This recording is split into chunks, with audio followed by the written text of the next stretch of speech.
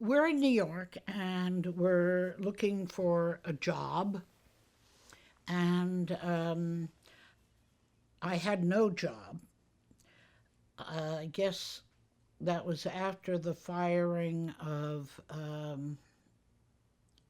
Pix. And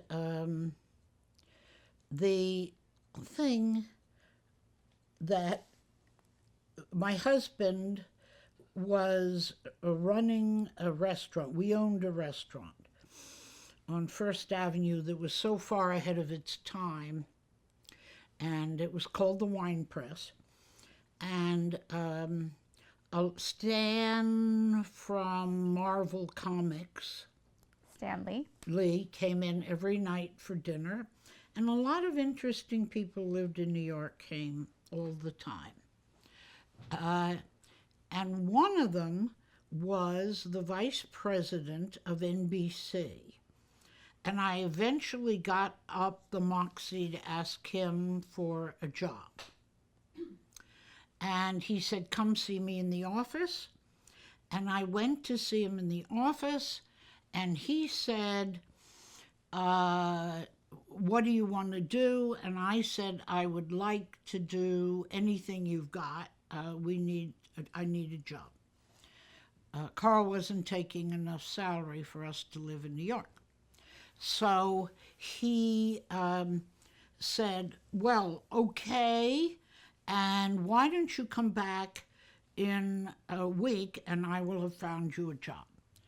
When I went back in a week, he had been fired and replaced by a man I didn't know, to whom I told this story.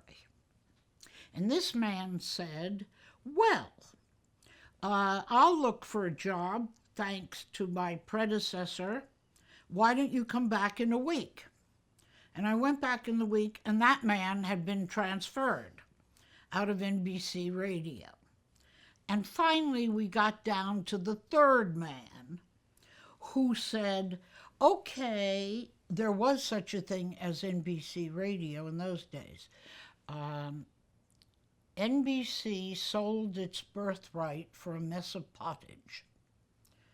NBC eventually, there is no NBC Radio, there's just sports. They sold it to a sport. So you have no NBC Radio. How a major network like NBC, ABC, CBS could allow themselves not to have a radio network was the beginning of the end of radio. But he did give me a job working all night on the radio, answering questions. And at first, people said, "Well, is she a psychiatrist, a psychologist? Who in heck is she to answer questions?" That died out because the ratings they started a slow roll out, and the show rolled out in about 3 or 4 cities, then 15, then 20. And at its high point, I was on 120% of America. Now, how do you get on 120%? Since there's only 100%. I was on 2 stations at the same time opposite myself. So I was on opposite me. And the show became exceedingly popular. People could call in. Again, we didn't have the Google, but they could call in with any question and I would answer it. And the noise died down about who the hell is she to do this. And I just did it. And it became the #1 radio show in the country, and I was inducted that year into the Radio Hall of Fame. I think I'm the first woman in the Radio Hall of Fame.